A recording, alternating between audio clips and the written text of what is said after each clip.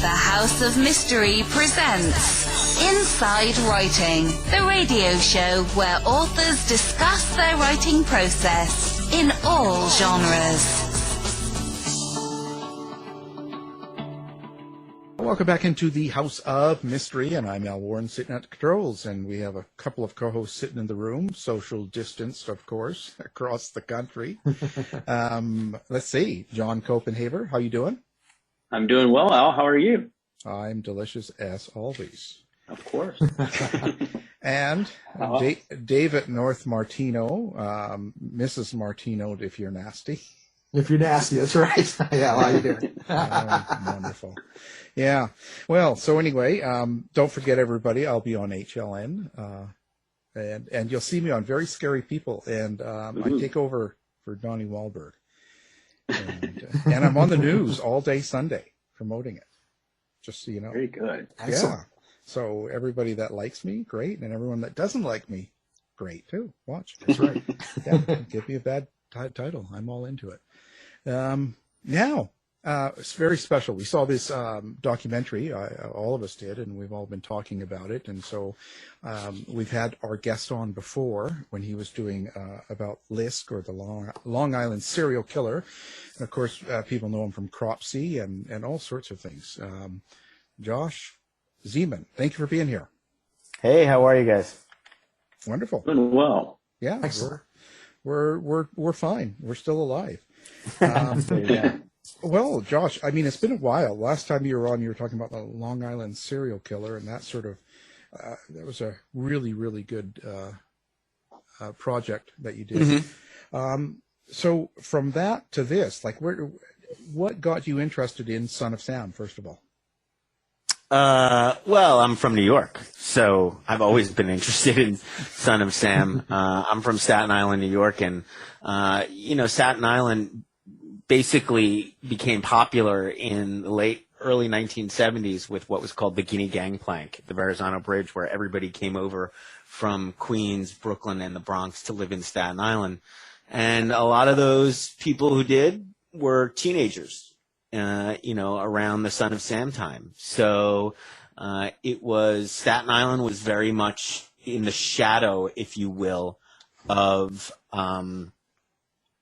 the Son of Sam case, and that specter that loomed large that had terrified couples hanging out in lovers' lanes. Yeah, it was a pretty terrifying time. Now, your new 4-part miniseries documentary, which is on Netflix, mm-hmm. and it's called Sons of Sam, and it really captured the time, very well. I will say that, like, you've really got the time period, because I mean, those of us who are alive and lived it understand what it felt like to be alive then. And that was really an important part. I mean, who doesn't love New York City in the 1970s? I mean, it's disco, punk, some great hairstyles, and just like overall an amazing time. It was really important for us to capture that well. You kind of see a lot of the same old footage, but we did like a crazy deep dive into some of the archives of the local news stations, WPIX, Channel 11, Channel 5, Channel 9, and like really went hardcore into their archives. Weirdly enough, all those, we're all talking rolls of film that have not been transferred to video. So we managed to get a lot of those transferred, and unfortunately a lot of those libraries are now disappearing. They're just throwing stuff away, which is crazy. Oh, that's too bad. Yeah. Yeah. Because we have so much of it that when you throw it away, a lot of the young people will have no idea. The hairstyles, the accents. I mean, it is funny because, like, looking at the reactions on Twitter, people were like, "Oh my God, these accents are killing me," and it's like people used to talk like that, believe it or not, and some of the looks are just, some of the stashes are amazing. Mm-hmm. A lot of guys from Brooklyn without shirts on, and some big stashes. That's pretty cool. Like, one of my favorite pieces of footage is this girl with huge glasses going like, "We can't make out in cars no more," So. It's just fabulous. Yeah, it was such a, they had bigger problems back then than they do now. Yeah. Nothing like it. Well, it was an interesting case, and at first it was called the 44 caliber murders, initially, and so why did you go further into it then? I mean, Right. Okay, so there's an interest. You're there. It's New York. It was a big part of the history of the time. Right. Well, I was making a movie called CROPSEY, which some people might be familiar with, which is a movie I made back 2009, a documentary about some missing kids in my hometown of Staten Island. And while we were my partner, Barbara Brancaccio, at the time, we were rolling around Staten Island trying to figure out what really happened in this case of this kind of urban legend come true. We called this guy CROPSEY, and we thought he was just an urban legend, and then kids started disappearing from Staten Island. Well, as we're going around interviewing all these people, there's all these urban legends about what happened to these children. And one of the legends was that somehow they were connected to a cult. Well, this was the 1980s and satanic panic was big. So, okay, but then they were like, no, and this cult is connected to the son of Sam. I was like, what are you talking about? This is David Berkowitz, the guy who was compelled to kill by a dog. And they're like, well, that's like the press story. The real story is that Berkowitz was involved in a cult and he didn't act alone. I thought it was complete bullshit. And that's when a couple cops kind of sat me down and they're like, no, kid, listen to this story. And they said that they had worked on the case and they were convinced that Berkowitz didn't act alone and that there was this kind of secret through the NYPD that he was part of a cult. And if I wanted more, I should get this book called The Ultimate Evil, written by a kind of outsider independent journalist named Maury Terry. Well, I get home, I read the book, and it scares the shit out of me. And it was kind of like Helter Skelter. I mean, The Family. It had this really weird kind of creepy, crawly sense to it. And it was like an opus, this book. This book is 600 pages long, and it's more than just reading a book. You're reading a book, and this guy Maury Terry makes some unbelievable revelations about the Son of Sam case, but you're also watching this Maury Terry author, as you're reading it, you could tell this guy's descending down a rabbit hole into total madness. And I'm like, okay, I want to meet this guy. So I went and I met him in Yonkers, and he's like, oh, I saw CROPSEY, let's make a movie about the Son of Sam case. And I was like, I don't know. I don't even know if I believe any of this stuff. But he was such a compelling and interesting character. He was like an unreliable narrator and a mentor all in one. And he started telling me about this stuff, and I started to speak to all these cops, and I started doing this work. And that's when I realized there was something there. This guy was partly on the money. Yeah, but okay. So when we look at Maury Terry, what's your opinion of him? About and I don't mean that he's this or that. I mean more as if he was a witness for you, if you were a cop and he was your witness and you were talking to him, how would you rate what you could believe? 7 out of 10. And that's the whole thing. The whole thing is what do you believe? Here's a guy who was making these crazy allegations. They didn't seem like they made sense. But then I would speak to a cop and they'd be like, nope, that checks out. And then some other be like, no, that's real. Here's what I think happened. Maury Terry, from Yonkers, an outsider, and the idea is that David Berkowitz is arrested in Yonkers. So he has this in that nobody else has, which is Yonkers. And he starts to investigate, and I had found out that there had numerous times throughout these 13 months, there had been cops who were like, maybe it is more than one person, right? Right. And so there's a fertile ground for there to be more people, and people were considering it. And he does this unbelievable investigation and realizes that no, it wasn't an open and shut case. And there were probably other people involved. And of this, I am convinced. You know, the evidence is overwhelming. You don't really get a lot of that like hardcore evidence in the series because it's just too inside baseball. But there's a lot of great evidence to suggest that he didn't do it. So he goes public with this information, and the police call him a crackpot. And I think, because they were defending, what they were doing, and, that was about politics, and the police call him a crackpot, and I think he doubles down. I think he doubles down and starts to go down the rabbit hole and kind of can't get back out, Does that make sense? Yeah. It's sort of, he sort of acted like a crackpot a little bit too. Mm-hmm. Yeah. Towards the end, he got crackpotty. I mean, look, if you're conspiratorially minded, number one, you can go there, right? And I think I'm conspiratorially minded in some respects, but I also have like friends and family and editors and producers who like pull me back. And I don't know if he had anybody pulling him back. And, I also didn't have a quote unquote axe to grind because the police weren't calling me crazy, Right. And so, I think and there was a couple of other things that happened. I mean, police are calling him crazy. Imagine having the keys to unlocking one of the greatest crimes in all of history and nobody will believe you. That would make you nuts. That would make you crazy. And if people call you crazy, then you start to go down the rabbit hole, a little bit. And at the same time, satanic panic happened. He's got this idea that there's, Berkowitz isn't acting alone, and there is some satanic like connections to it or some coloring of the case. And then at the same time, this wave of satanic panic is rolling across the country where all these other people are saying like, look, no, there are satanic networks. So he's inclined to believe them, or at least kind of jump on their bandwagon, if you will, so that people will listen to his case. Yeah, but I think that backfired because he jumped totally. on. I mean, he was on the Morton Jr. Downey Jr.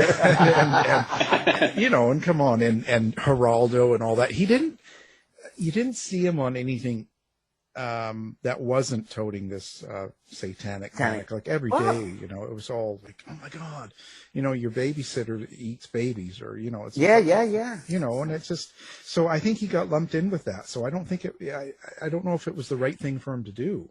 No, not at all. He made a deal with the devil in some respects. He made a deal with the devil and like sold his story there because the mainstream media wouldn't accept it. And that's because the politicians and the police told them, we're like, oh, that's bullshit.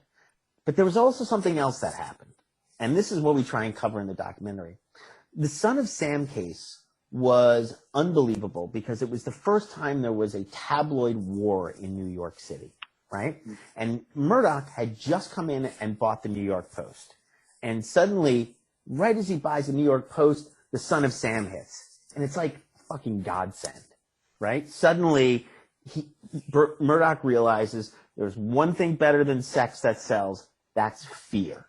And he goes all in, and it's him against, Jimmy Breslin. And you can see how Murdoch uses that fear. And then literally, in the years right after the Son of Sam, like A Current Affair and Inside Edition, like those come out right on the tail end of this whole thing. So the Son of Sam is like this cult. It's like the OJ of its time, and it's used, and it's especially used by Murdoch and his tabloid journalism, and so they wanted as much of the Son of Sam as they could get. And when Maury, did his thing, they played into it, they bought into it, and Maury, like I said, made a deal with the devil, screwed himself. At the risk of going into that inside baseball I was talking about. Yeah. Do you have any evidence that you could go over that Berkowitz didn't act alone? Sure. And so first, let's talk about, there's a couple things that happened. Number one, one of the things that people were looking for around the time of these crimes, people were looking for a yellow VW. And it was in all the newspapers, and it was in all the press.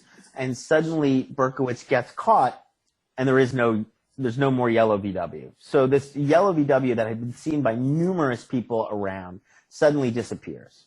Well, they eventually find out that the cars are connected to a yellow VW. Number two, the sketches. Now, we all know that eyewitness sketches are fairly they're not very, you can't put a lot of weight into them,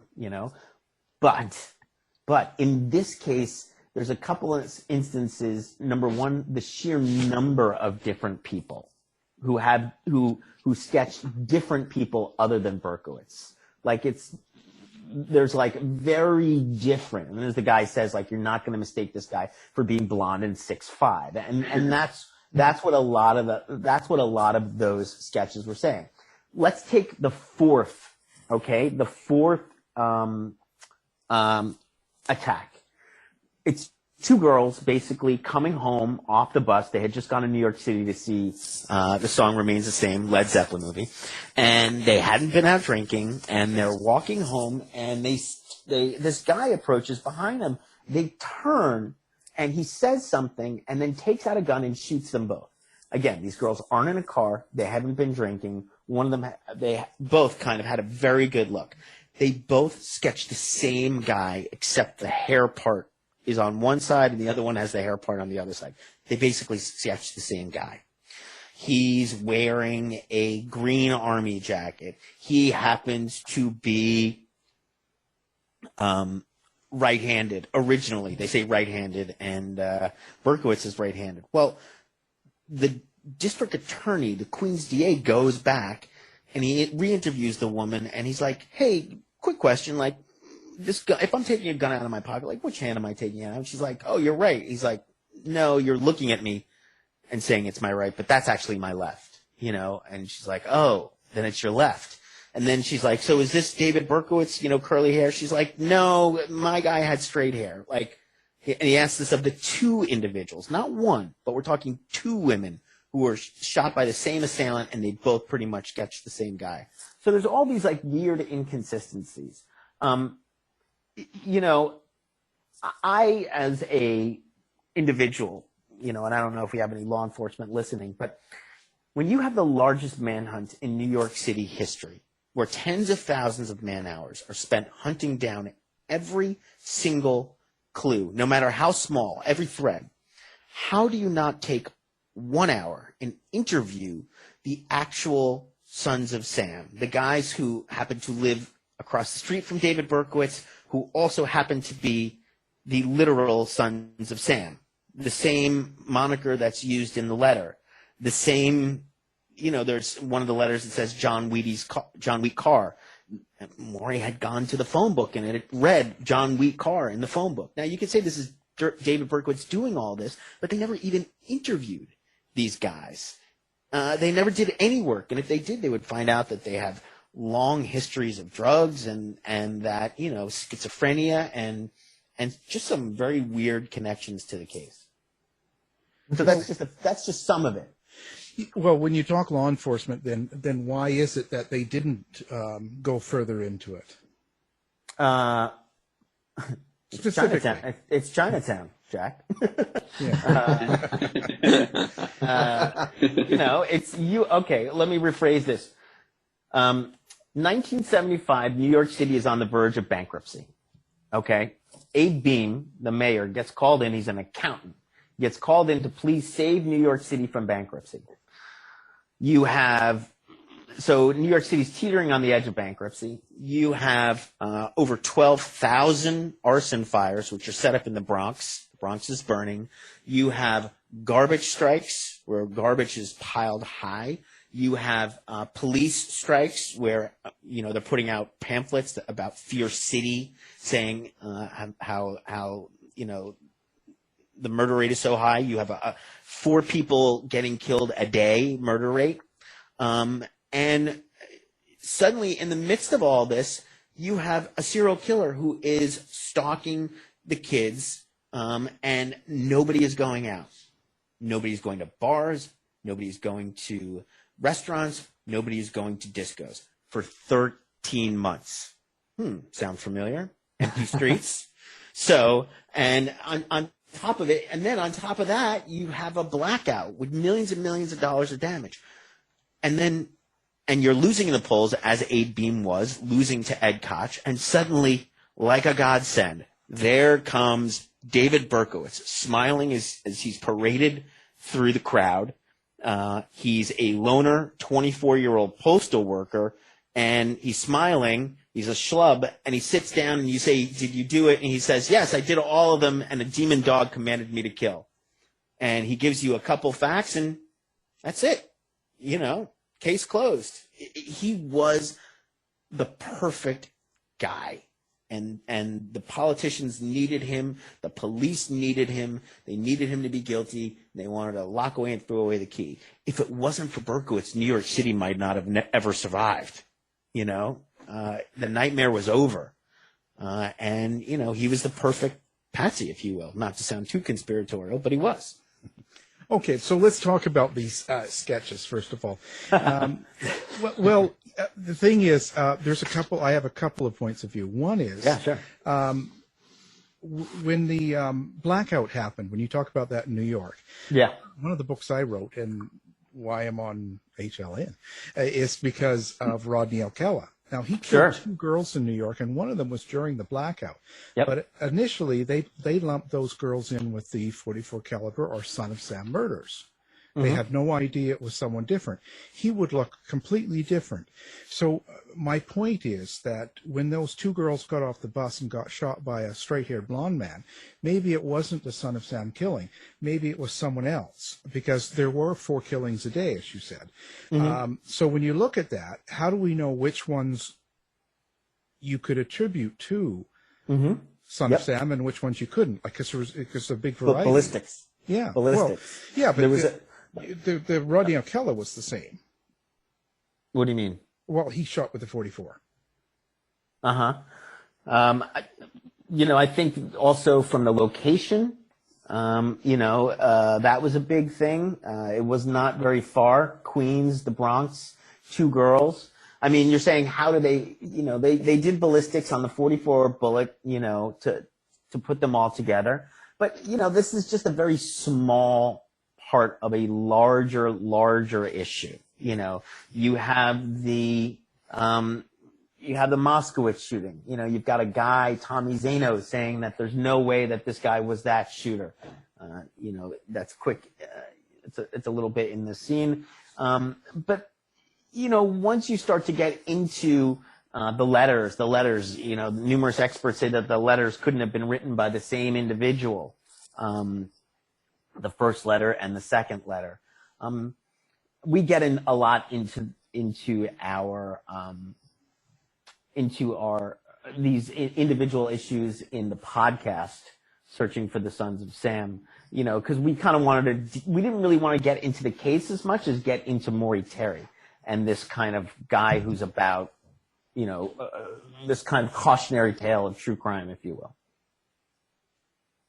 Josh, one of the things that I really enjoyed about the documentary was the way that it really told the story through Maury Terry's point of view. And, I was thinking a little bit about, I'll Be Gone in the Dark and Michelle McNamara and sort of the obsessive personality. And for me, I'm a fiction writer. That really appealed to me. And I'd love to know more about like your decision to take that point of view. Yeah. And I also love to know, where do you think, he really kind of jumped the shark with his theory? Like, was there a point or a moment, or was it more incremental? 2 good questions. Number one, when Maury Terry died, I had just come from working on the List case, the Long Island serial killer case. And there you didn't have a lot of people. I had been working with a lot of kind of web sleuthers, and those people, a number of very obsessed people. And to the point where I'm like, this is dangerous. So where Michelle McNamara, I think it was kind of like she was the dogged journalist who was right. I kind of wanted to flip that on its head and be like, look, this true crime thing, let's be careful about going down the rabbit hole. You know, you could get lost in it. Like, it is a dark place, you know, because I'd seen all these people who were lost in the list case. And I knew Maury, and that was one of the reasons that Maury, you know, ended up not being able to convince the world, is because he was too obsessive, and he sold his soul to the devil, and he appeared on Geraldo too many times. He was so invested in getting his point across that, you know, he did it in the worst way possible. He lost all credibility, which becomes this weird, you know, kind of Shakespearean tragedy. I mean, there's a point in which the Berkowitz is writing him a letter saying, Maury, no matter how much evidence you have, nobody will ever believe you. I mean, you've got the serial killer telling this to the journalist, you know, and it's like, he's the voice of reason. And this was true, you know, and it just becomes incredible. You know, and look, I've been doing true crime for a long time, and I've seen this rise of true crime, and I've seen all these people start to go all down these rabbit holes with the advent of the internet, you know, where they wouldn't have before. You know, suddenly I get, you know, DMs on my Twitter like, hello, Mr. Zeman, I have been looking at this case for 25 years, you know, and, you know, I would like to bring up 9 different points. Please refer to page, you know, 26 of my dissertation. And I'm like, bro, you know, not to disparage, you know, because I am just like that, of course, you know. To be honest, I also did it as a cautionary tale for me as a filmmaker, you know. I spent 6 years going down rabbit holes of snuff parties and stuff on Lisk, you know, the Long Island serial killer, like that, and, you know, hanging out with sex workers and looking at sex workers who've been killed across the country, you know, like that's dark stuff, you know. So I did it as a way to like help myself not to go so far down the rabbit hole, you know. You know, what do they say? Look into the abyss, thus the abyss looks into you. You know, that's totally true. The second question: where did Maury jump the shark? On the satanic stuff. You know, Maury couldn't. Towards the end of his life, he was able to figure it out. But Maury was putting, as this detective says, too much stock in the idea of an organized network. And I like to say, like, he was thinking that it was all organized rather than it's like, no, the satanic stuff, it's just a cover. It's a moral justification for people who like to do bad things and find each other in the darkness. And, you know, go ahead. Yeah, well, I would just say you have, I'm not going to quote it properly, but you say something about sort of, you know, not being willing to sort of accept the chaos of the whole thing. You know, I think there's something in the narration at the end of the film and that seemed to sort of ring true. Like, you know, we want to organize all this behavior, make it make sense, but kind of it doesn't really hold up to that. Yeah. I mean, that's the nature of conspiracy, right? Conspiracy theories allow us to make sense out of random chaos, you know, but chaos is really scary. I mean, that's why the Joker is so fucking terrifying, you know? Right. He's like, I'm an agent. That's because, and that ironically gets back to the Manson of it all, right? You know, is Manson just driving around and saying, okay, we're going to go creepy crawly on some random person's house? Like, that could be your house. Right. Or is it organized, you know? And so I think this whole idea of making things organized, or not random or a pattern allows us to kind of take control over things that we fear. It is interesting though, because some people really fear organized satanic networks, you know, so I think that was an important thing. You know, Maury, towards the end of it, Maury was like, oh, you know, he kind of realized it was all just cover for sex, drugs, and rock and roll. But if you've got like a bunch of willing foot soldiers and you say, no, Satan compels you, and hell, they'll do it for free, that's even better. Like if you run a criminal organization and you don't have to pay anybody to do all this stuff, then that's even better. Yeah. I was That's what I do. I've been watching the Q Into the Storm documentary, and I think there's not, there's some similarities here. That desire to see the sort of, even if your perception of it is sort of, this ordered, whether it's order for good or order for evil, but people want that sort of, that thing, right, that order, and it can be dangerous, obviously. Well, and that's the other thing. Like people were like, would Maury be a QAnoner in this day and age? And I was like, at some point, like it may have been, and we're obviously going through a new satanic panic now, when like Little Nas breaks out a shoe that's got a little blood in it and people flip out, it's fucking dumb. I mean, it's a marketing ploy. Jesus, right. People, keep your head. And so like, would he? Yeah, maybe he would have, and that's the point. Like, the point is his original investigation was great. And I highly recommend everybody to read The Ultimate Evil, because the first half is brilliant. And by the way, like, there's a lot of other information. Like, you had, like, for example, you had all these cops in Minot, North Dakota, who interviewed all of John Carr's friends. And they're like, oh yeah, John Carr's, he's crazy. He's going back and forth to New York City. He's writing the Son of Sam symbol before it all went down. Like, there's all these different things. You have the Queens District Attorney, John Santucci. Like, a Queens DA, a district attorney, is not going to reopen up the Son of Sam case, which is a crazy political hot potato. He's not going to reopen up that case unless there is fairly good evidence. And I've spoken to investigators who have now retired, who are like, oh yeah, like the police changed police reports, like they did a lot of stuff, and maybe the other thing is, all these people were saying to me like, well, Josh, what makes you think, we've been trying to get the story out there for years. What makes you think people might believe us now? And I was like, you know what it is? It's the way we look at law enforcement. With TV and with everything that's going on nowadays, you're going to be like, oh, I wouldn't put it past those guys in 1970.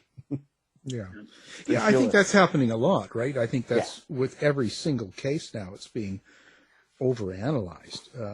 It doesn't matter what it is. And it's a negative look at the policing or the detectives involved, right? It's kind of a given nowadays, right? And, I mean, look at Long Island. Look at the case, and you guys are all familiar with Long Island. You had the DA, the district attorney, brought up on charges. Like, that doesn't happen. Like, that is not, you have the police chief going to jail. I mean, nowadays it has flipped around almost too much, but it has flipped around. Yeah, because then the onus is now on the cops to prove their job. It's so everything's thought of in the negative right away. It was done wrong. And so I'm going to correct it. This armchair detective.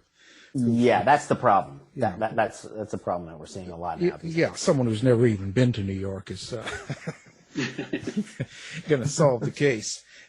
So what is it you've learned from this whole thing? What do you think that you took away from doing this? Like, what's the key item that came out of it for you? You can have the best evidence in the world and people still won't believe it. It's, I hate to say it, but like, people are going to believe what they want to believe about crime, about life. I could show you that there's no basement in Pongo Pizza, but if you believe that something went down there, you're still going to be like, nope, it's going down. So people will believe what they want to believe. And so that was one.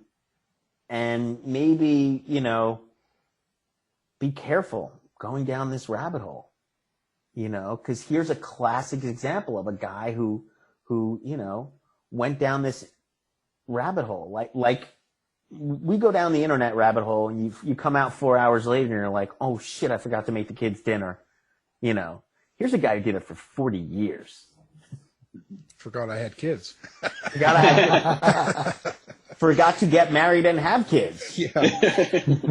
So one of the parts that I think about is the part where it's Maury interviewing Berkowitz. Now, it was not looked upon too well, as it was considered as him being kind of leading and not really, and Berkowitz giving him just what he wanted to hear. Sure. Do you have the same opinion, or do you think there's more to it? I think there's more to it. I mean, there's a couple things, and I battled with my producers on that a little bit more because, you know, you've been in these situations before. You're an interviewer. You know, what if you get an incredibly important interviewee, right? You know, you happen to get, I don't know, the guy who shot JFK, you get Lee Harvey Oswald, and he's just giving you one-line answers. Are you going to stop the interview and say, forget it, this is shit? Or you're going to keep going, no matter what? And so I think there's a little bit of that there. Yes, Maury had his own agenda. Yes, he was trying to get what he was trying to get because people had called him a crackpot. But I think he also knew David wasn't going to give him what he wanted. He also knew that just David is not a big, chatty Cathy, Yeah. So, but you also have to listen to these things in their totality. Like before the cameras were rolling, he's like, Maury goes like, so were you guys trying to bring about the end of the world? And he's like, oh yeah, we wanted, we were waiting for the beast, 666. And we thought like, if we could do all this chaos, like we could bring this in there. I mean, he's chatty about that, but I'll tell you, it's interesting. All these people are like, how could Berkowitz do this? I knew the guy, he wasn't a mastermind. And it's like, yeah, I agree. Like he wasn't a mastermind. He was a patsy, and a patsy is going to feel guilty, and he's not going to say anything. He's not going to elaborate. He feels bad about what he did. He's like a kid. It's like, what did you do? He's not going to be like, well, first I did this. He's just going to be like, nothing. I didn't do anything. It's hard if that makes sense. Yeah. Well, he should have talked to him more about his sex life or something. Throw him off. Well, to be honest with you, I think sex was a big part of it. There you go. He should have dived right in there and said, well, talk about that and kind of break the ice somewhat. It seemed rather stiff. Yeah, well, there was some icebreakers, like they joked around how Berkowitz looked like Richard Dreyfuss and things like that. Like they did do that. But, your mention about sex is pretty interesting because I think Berkowitz wasn't having a lot of sex. And I think that these neighbors, were like, promising Burke that like, he was finally going to get laid. And I think that they were like dangling sex in front of him. It was a little bit like, give it to Mikey. Mikey will do anything. Mikey likes it. Like, it was that kind of neighborhood thing. You know what I'm saying? That's a very aged aged that was commercial. Going on his way. Young people won't know that commercial. That's funny. Right. Get it to Mikey. Okay, so now Dr. Scott Vaughn. Do you know him? Yeah. We're really going to go here? Well, okay. Sure. Okay, yeah, we don't have to. I just thought... No, let's do it. Well, okay. So now his opinion, of course, that is that he said Berkowitz said it was all he was just lying, made it all up. Just did. Was that when Scott interviewed Berkowitz? Yeah, and he wrote that book. I think it was 14 or something like that. I don't think he interviewed him, did he? Yeah, according to him, he did. Okay. In his notes here, he spent time with him in prison over a 5-month period. I think Scott Vaughn did commented on another project that I was involved in. I was like, this guy. Yeah, because he does Psychology Today. I don't know him very well. I've met him a few times, and he's never been on the show for me. But I did record another person that does interviews for the radio station that interviewed him. So anyway, so I just thought, yeah, keep going. So I just wanted to throw that out there. So how do we know what's true when it comes to Berkowitz? When he comes along and he says, "No, I just made that all up. I just told him what he wanted to hear." Which is basically how it goes in Mindhunter. Right. Right. So basically, for example, in Mindhunter, David Berkowitz says, "I lied." Right. Yeah. Right. So if he's lying, and it says it wasn't really about a demon dog. I mean, a demon dog, really? Really? You know, demon dog made me kill. Like, it's the worst excuse in the world. And like, when you go in and look at it now, it's just effing ridiculous. By the way, he had been deemed crazy twice, and then not fit to stand trial. And then the mayor finally found somebody who would say he was okay to stand trial. So there's just a shit ton of shenanigans that are going on politically as well. You know, Berkowitz said he made it all up. And then he admitted to doing a number of crimes, and he said other people did other ones. Also, like, why would you admit to some and not the other? I don't know. I just thought it was interesting. Why would you do that? It is. Okay, here Scott Bond. I recently spent 5 enlightening hours with the man whose pseudonym Son of Sam has become synonymous with evil. Okay, 5 hours. Okay, yeah. Do you know, were there any more shootings under the same MO after Berkowitz was caught? And if there weren't, is there some other reason why that may have been the case? So basically, from what Maury finds out, is that there's a big, you know, they were not just all random shootings. They were far from random. 2 of them were actually mob contract for hire hits. The first one and the 5th one. So 2 of them were murder for hire hits, apparently. Some were just random, and then one was theoretically for a snuff film. It's an interesting idea. That's, by the way, the same idea in like the ABC murders. Is like you commit 4 murders to hide the one murder that like has a real thing to it. So that there were some mob hits, and some were, you know, they were trying to drive down the real estate prices, you know, the discos. That's another kind of theory that one of the Yonkers police officers finds out. So, you know, there's just a whole bunch of reasons for the crimes. Now, why did they not continue? It's not like there's anybody compelling them to kill. Like, they decided to kill specifically that because they had, you know, financial motive and were trying to basically create chaos. If you're looking for, like, did the murders stop? Maury says that they didn't stop, that there were 8 other murders, 2 of them including the guys. You know, you had John Carr dies, weird, mysterious. You have Michael Carr dying. You have Roy Radin dying. Like, there were a lot of people who were dying in and around that time related to the case. Interesting. Really interesting case. So now you're doing a podcast about it. So what are people going to get from the podcast?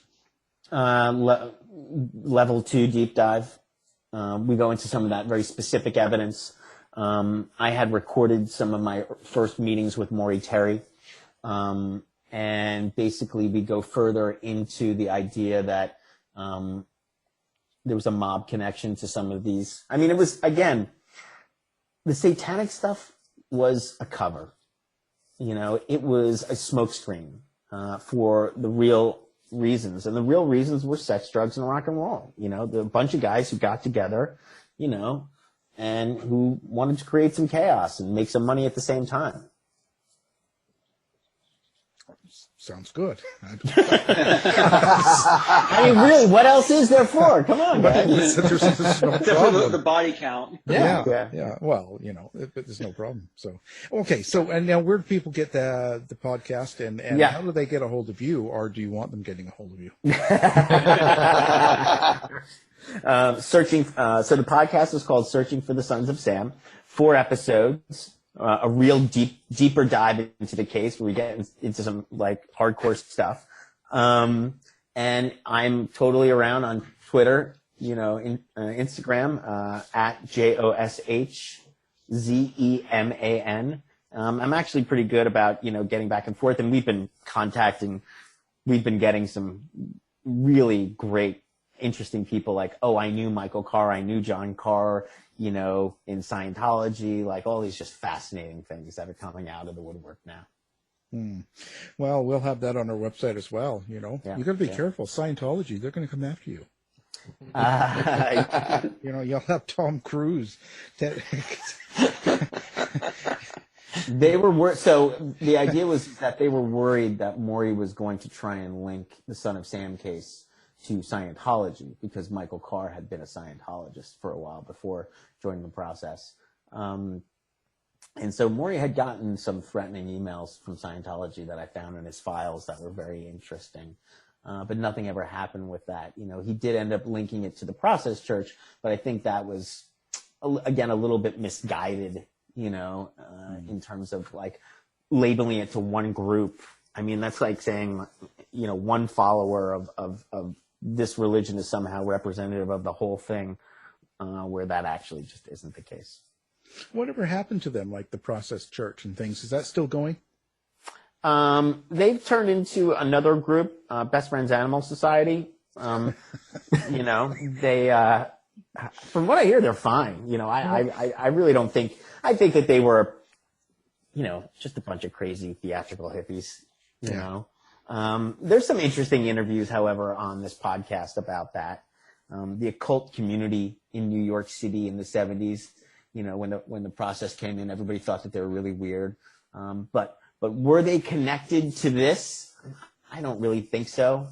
To be honest, like, was there one guy, an offshoot person, like one, bad apple? Yeah.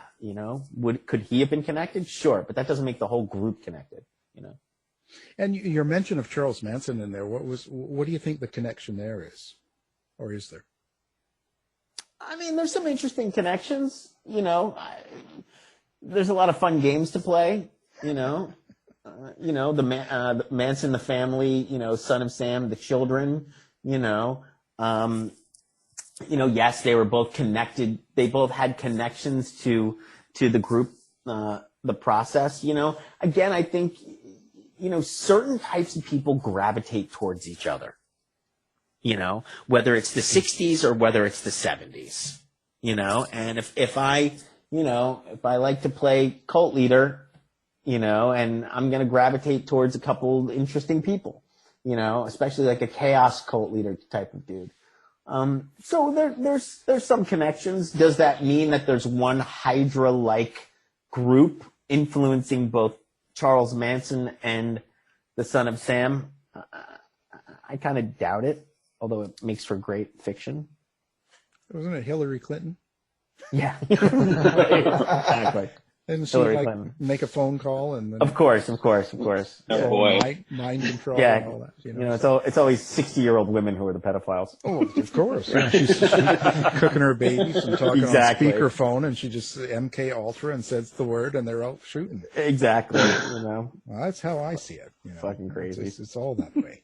Anyway, well, so how was this? Did the pandemic get in the way of you finishing this film? Oh yeah, we had done like halfway, and then the pandemic hit, and everybody was like, okay, sorry, let's shut it down.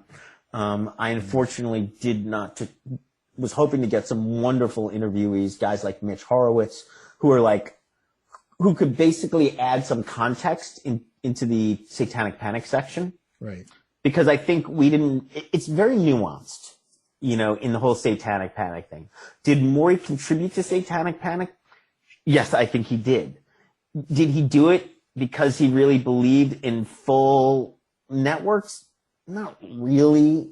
He was more trying to promote his story, but he fed into what they were doing, and they fed into what he was doing, and it became an echo chamber. And also that doesn't mean like not every satanic crime is just fully Satanic Panic. I mean, if you do something because you believe in the devil, then then that's real.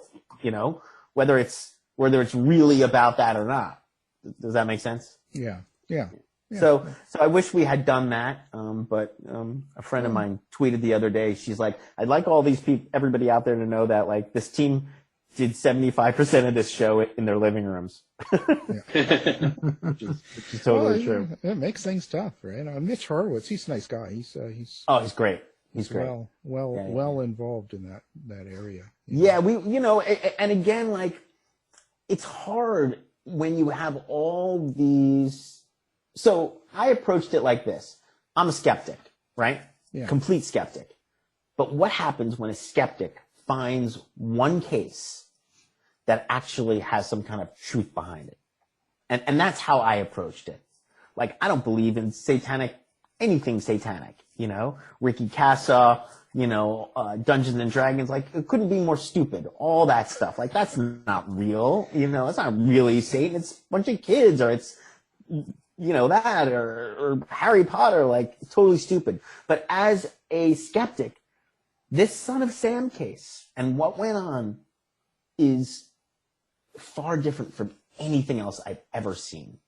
And to me, that was interesting. And I said, okay, let's go down that road, because this challenges my perceptions. Was there really a group of Satanists in Untermeyer Park? Well, there were a group of dudes meeting in Untermeyer Park under the guise of Satan. Were they really Satanists? Maybe there was like one or two, but the rest were there for the sex, drugs, and rock and roll, So I was kind of interested in kind of building up the Satanism thing and then pulling it apart. When I had Peter Gilmore, the Church of Satan Magus, he said that they were just Christians with bad behavior. There's no such thing as a Satanist in that way. Yeah, There's people that, so. And look at how Anton LaVey comes in and looks at it from his end. Yeah. Satanists are completely scapegoated, throughout history. Like, we wouldn't have Satanists if we didn't have scapegoating, on the Christian side. So you can understand why they'd be very, fearful. But, I definitely wanted to look into this case of Satanism, if you will, or satanic crimes, because it just felt different from anything else I'd ever seen in that milieu. And I think that challenges a lot of people, whether it's the fundamental, like when this show came out, like the Satanists were angry at me and the fundamentalists were mad at me. Like, everybody was mad at me. Well, we'll give out your phone number. How's that? Yeah. You're doing something right. Yeah. I think so, right? Making everybody question what's going on. Yeah. Well, I think that's the point. If you make if you make everyone happy, there's something wrong. So, yeah. Yeah, exactly. That's the way I live. Well, it's been a really, really interesting conversation, and we're glad you came on. And like I said, we'll have everything up to help promote the podcast. The podcast, and the show as well, which I'm sure is doing well on Netflix, Sons of Sam. And boy, we learned a lot. What did we learn? Josh likes to have sex with Satanists. Yes. And I did the whole thing just to try and woo some Satanists. That's kind of, and that's important. It is. You gotta have your priorities. Even naughty girls need love too, right? Hell yeah. Coming from this naughty girl, yes. Yes. Well, Josh Zeman, thank you. Thank you. Thanks, Josh. Take care, guys. Thanks, Josh. Bye. To find out more about our show, guests, or to listen to past shows from our archive, please go to www.houseofmysteryradio.com.